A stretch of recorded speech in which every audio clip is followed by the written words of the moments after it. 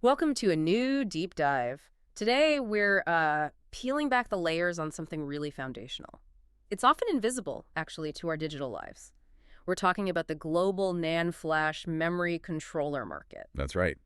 It sounds technical, but it's absolutely everywhere. Exactly. We've got some really robust insights here from cognitive market research to guide us. And our mission really is to understand not just what this market is doing, Which is growing fast. right, but why it's exploding.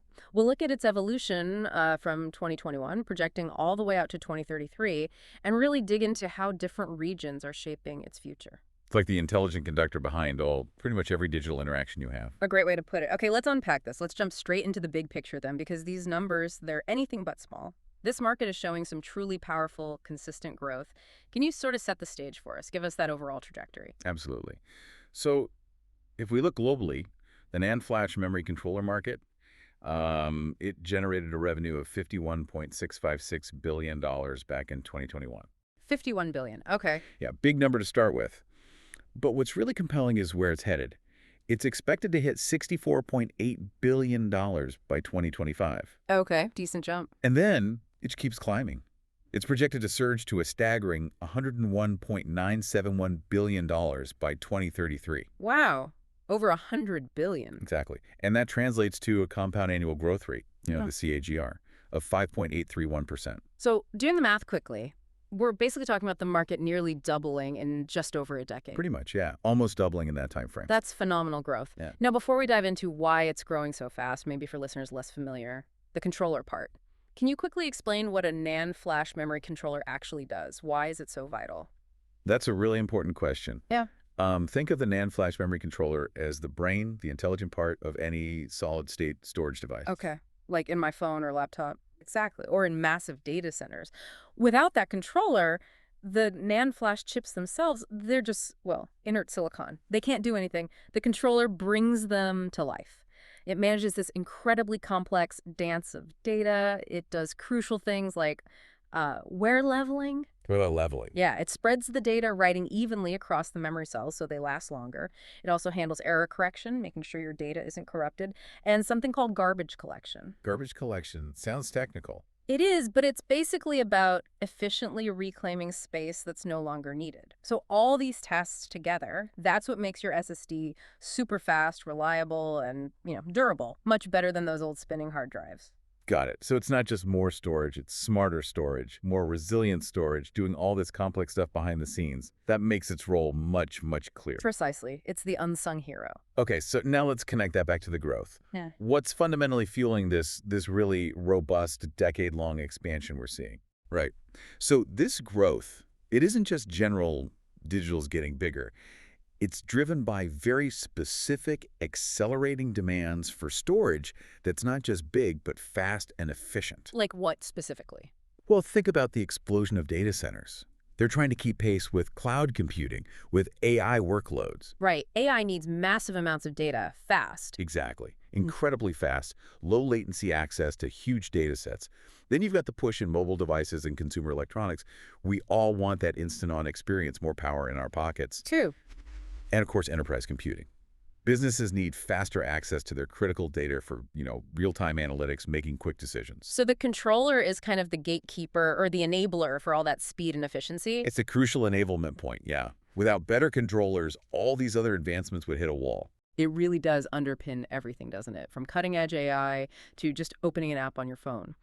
Okay, let's pivot now to the geography, because the report has some really compelling trends here. How do different parts of the world stack up? Are there unique stories within those regions? Yeah, the regional breakdown is fascinating. Let's take it piece by piece, starting with North America. It's a, significant, mature player, but still showing strong expansion. Okay. It was valued at $17.873 billion in 2021. The forecast puts it at $33.345 billion by 2033. That's maintaining a solid 5.336% CAGR. So growing nicely then. Definitely. And within that, the United States is, unsurprisingly, the dominant force. It anchors a lot of the region's growth. Makes sense. But what's interesting, like you said, unique stories. Yeah. While the U.S. leads in sheer volume, countries like Canada and Mexico, they're actually showing slightly higher percentage growth rates. Oh, interesting. So faster relative growth. Yeah. Canada's CAGR is projected at 6.124%. Yeah. Mexico at 5.527%.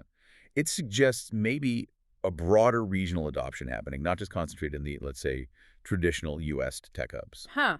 Okay, so significant scale and continued expansion in North America, but maybe faster growth around the edges. How does Europe compare? Any surprising patterns there among its, diverse economies? Europe also shows pretty stable, healthy expansion. The total market value there, it stood at $11.106 billion in 2021. 11 billion. Yep, and it's expected to rise to $20.7 billion by 2033. That's growing at a 5.383% CAGR. So quite similar to North America overall. Okay. And within Europe. Well, we see strong performances from Germany and the UK. Germany's CAGR is actually quite high at 6.095%, the UK at 5.721%. This probably reflects their, robust industrial bases and strong digital economies. Right. France also contributes significantly, reaching about $2.567 billion by 2033, though its growth rate is a bit more moderate, around 4.8%. We also see steady growth in Italy, Spain, Sweden, all with CAGR sort of in the 5 to 5.7% range. And pretty consistent across Western Europe then. Largely, yes. But what does stand out, and you ask about patterns, is Russia. The report shows Russia with the slowest regional growth, just 3.551% CAGR. Significantly lower. Yeah, moving from about $500 million in 2021 to roughly $7.556 billion by 2033. That likely reflects, well, a mix of things. Geopolitical factors, maybe varying levels of digital infrastructure investment. It definitely impacts the pace of tech adoption there. That slower growth in Russia certainly highlights how these bigger external factors can really influence specific market trajectories. Okay, but now, Asia Pacific. You mentioned it earlier. The report highlights this region as having, well, explosive growth. What makes APAC such a standout? You're absolutely right to focus on Asia Pacific. This region truly is the powerhouse in this story. It's projected to grow from $15.29 billion in 2021. 15 billion or two. A really substantial $32.937 billion by 2033. And look at the CAGR, a very high 6.614%. Wow, that's noticeably higher than North America or Europe. It is. The key driver here is just massive digital transformation and huge infrastructure build-out happening across the region. And who's leading that charge? China, I assume. China is, as you'd expect, the largest single market in APAC. It's projected to climb from around $4.8 billion to over $10.5 billion by 2033, with a strong 6.8% CAGR. Still very strong. Very. But the most, I'd say, impressive story within APAC, maybe globally even, is India. Ah, yes, you flagged this. India is the fastest growing market globally in this space. It jumps from about $2.1 billion in 2021 to nearly $5 billion, $4.973 billion by 2033. And that's at a remarkable 7.484% CAGR. 7.5%. That's incredible acceleration. Yeah. What's behind that specifically in India? Is it just population scale catching up digitally? It's more than just population, I think. It seems to be a combination of factors really hitting stride at the same time. You've got rapid smartphone adoption, huge government digitization initiatives pushing things forward. Right, the Digital India push. Exactly. Plus expanding cloud infrastructure, and importantly, a growing domestic tech industry that itself demands these sophisticated storage solutions. It's like a perfect storm for growth in this sector. Fascinating. And it's not just India. We also see really robust momentum across Southeast Asia. That whole region has a combined CAGR of 7.418%, and Singapore specifically at 7.094%. So Singapore as a data hub driving that. Likely, yes. Its role as a regional data hub and an innovation center is key. Japan, South Korea, Australia, Taiwan. They also show significant momentum, all with KGRs around 6% or slightly higher. So the whole APAC region is just characterized by massive investment and reliance on data-intensive tech. That's pretty much it. Huge investments in digital infrastructure, plus increasing consumer and business reliance on applications that just chew through data. Incredible velocity there. Okay, what about the other regions? South America and the Middle East, are they mirroring these high-growth trends, or are the dynamics different? They are definitely showing very healthy expansion, yeah. Maybe starting from smaller bases than APAC, but the growth rates are strong. Take South America. It's projected to more than double, growing from $3.461 billion in 2021 to $7.058 billion by 2033. That's a 6.106% CAGR overall for the region. Also outpacing North America and Europe in terms of percentage growth. Correct. Brazil is the largest market there, expected to reach $2.8 billion by 2033, but Argentina actually shows particularly strong growth, a 6.632% CAGR. Higher than Brazil. Interesting. Yeah, it suggests expanding digital economies across the continent, maybe increased investment in local data infrastructure beyond just the biggest economy. Colombia, Peru, Chile also have solid TGRs, about 5.6%. Then you have the Middle East. The market here also shows robust potential. It stood at $2.738 billion in 2021, projected to hit $5.524 billion by 2033. Again, more than doubling. And the CAGR. A healthy 6.008%, so right up there with South America. Leading countries here include the UAE, Saudi Arabia, and Turkey. Places we know are investing heavily in digital transformation. Absolutely. The UAE and Saudi Arabia especially have these ambitious national digitization agendas. Diversifying away from oil means big investments in IT infrastructure, and that naturally pulls in demand for components like NAND controllers. Turkey also shows strong growth. Egypt contributes significantly too. Okay, that covers most of the globe.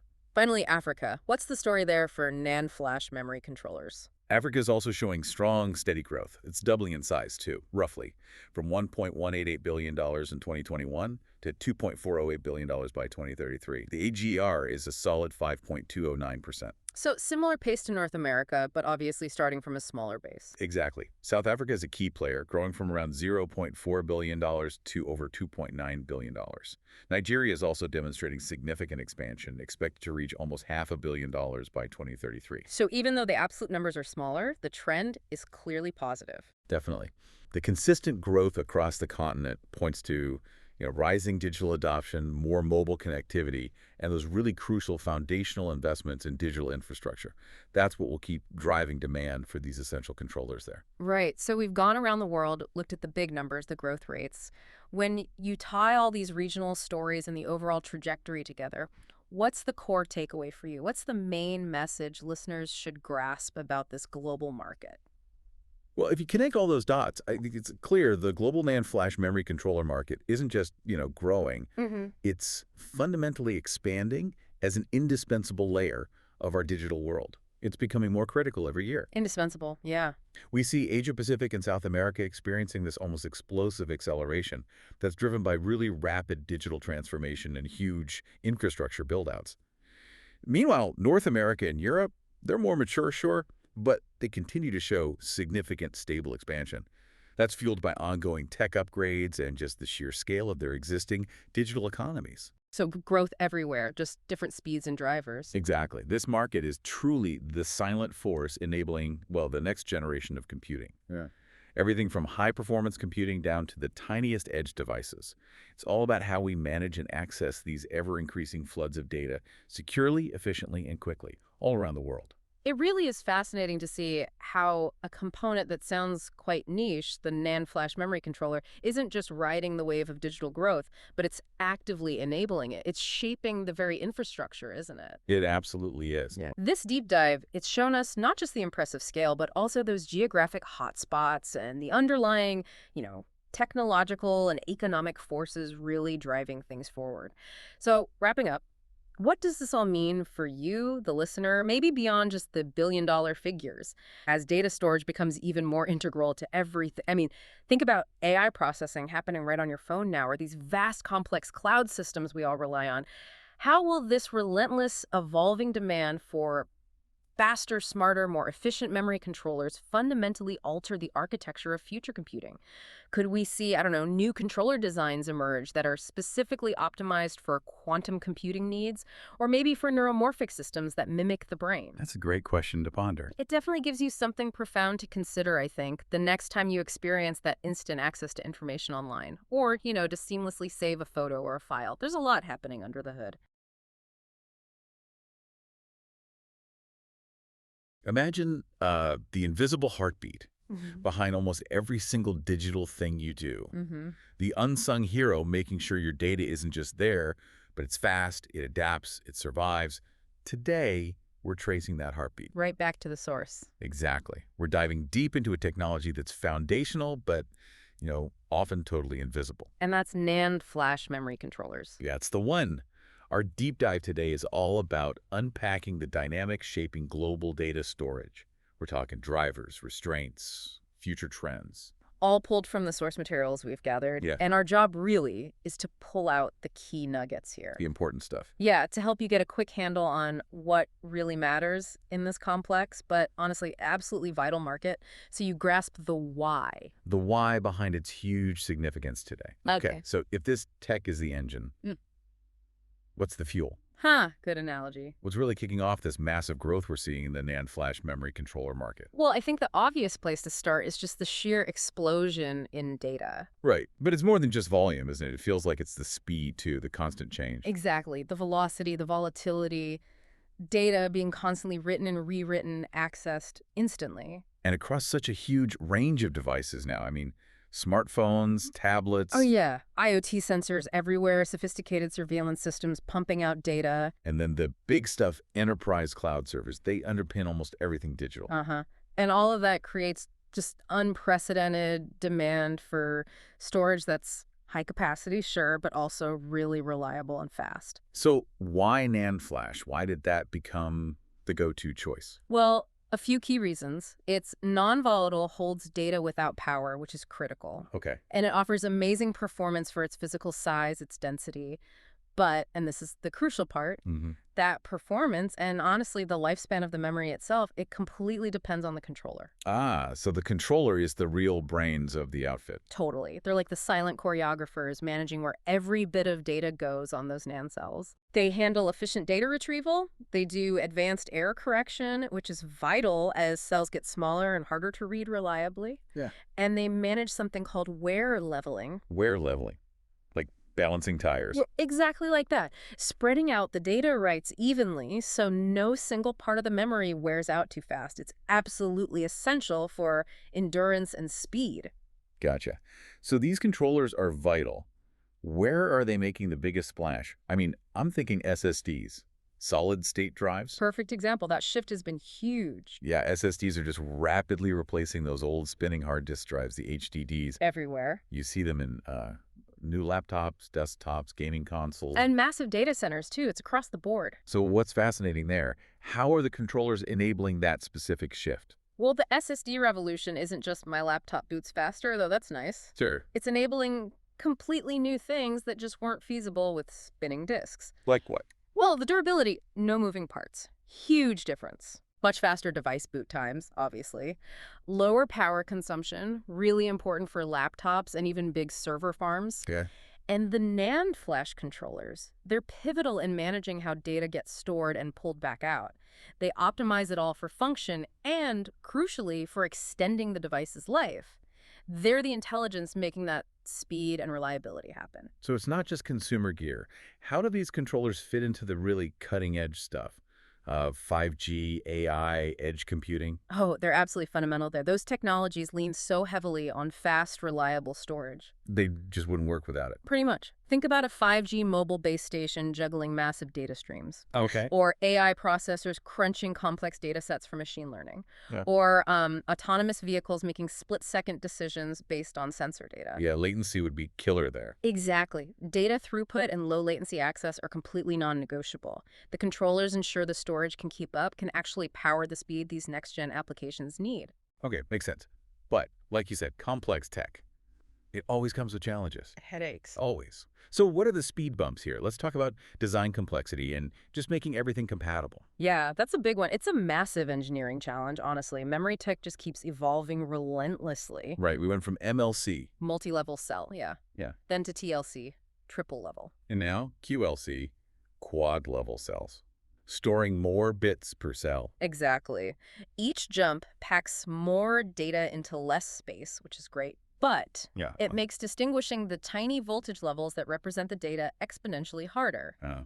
More room for error. Precisely. And this raises that important question. How do manufacturers manage this escalating complexity? Without messing up product launches. Right. Each new tech generation, like QLC, makes the controller architecture incredibly intricate.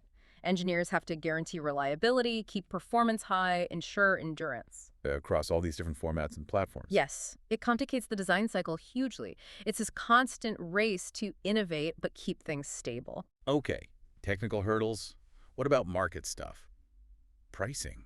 I hear NAND flash chip prices can be volatile. Oh, volatile is an understatement sometimes. Right. It creates huge unpredictability for the controller maker. How so? Well, the chip price swings wildly based on supply and demand, maybe production issues, even global politics. Right. And that directly hits the controller company's bottom line.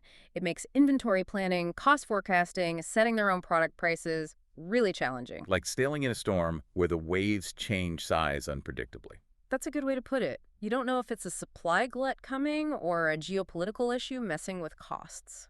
And then there's always security, isn't there? Data integrity. Absolutely critical. Especially now with so much sensitive data, personal and business, living on these NAND-based devices, the controllers have to be like Fort Knox, right? They really do. So effectively, every time you hit save or your phone syncs, there's this tiny digital bodyguard inside, handled by the controller. It needs to ensure secure boot processes, manage strong encryption, protect against cyber threats. And just stop data getting scrambled if the power flickers. That too. The complexity is maintaining these high standards in environments where data is constantly being rewritten, and facing risks like sudden power loss. It's an incredibly tough balancing act for developers' performance versus airtight security and integrity. Wow. Okay, so faced with all that, where does this go next? What are the exciting future trends? Let's talk interfaces first. Faster pipes for the data. Definitely. The adoption of new interfaces is a total game changer. We're talking PCIe Gen 4 and now Gen 5. And these aren't just small bumps in speed. No. These are fundamental shifts in potential bandwidth. They massively increase how much data can move, how quickly. What'd you need for? All sorts of demanding stuff, powering huge AI data centers where insights depend on instant data flow. Okay. Seamlessly editing enormous 8K, even higher res video files. Running next-gen games with absolutely zero load times or lag. The dream. Yeah. And what's clear is NAND controllers are evolving incredibly fast to actually use this bandwidth to meet these demands. They make these applications viable. And looking even further out, AI and machine learning. Mm-hmm. Are they actually making the controllers themselves smarter? They absolutely are. It's really transformative, actually. How so? AI and ML algorithms are being integrated directly into the memory controllers. Okay, so intelligent controllers. You could call them that, yeah. These controllers can start to predict data access patterns. So they know what data you'll likely need next. Kind of, yeah. And based on that, they can optimize wear leveling even better, manage garbage collection that's clearing out old, invalid data. Like a digital cleanup crew. Exactly. They can do it much more efficiently. And the benefit is? Longer device lifespan, better operational efficiency, which is super important in data-heavy places like cloud computing or industrial automation. If you connect that to the bigger picture, even these hidden components are getting intelligent. That's right. It shows how optimization is happening at every level. Every bit counts, literally. What an incredible journey.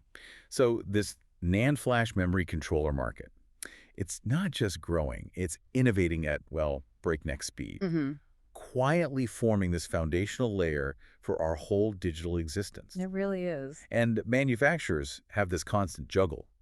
Overcome design complexity, price volatility, security threats. While staying ahead of the next tech wave. Exactly. So maybe something for you, the listener, to think about. Consider how these invisible improvements deep inside your devices, how they directly impact the speed, the reliability, the security you experience every day. The quick app launch, seamless cloud access. All enabled by these controllers. Right. And then ask, what more could this fundamental technology unlock in the next few years, especially as the data deluge just continues?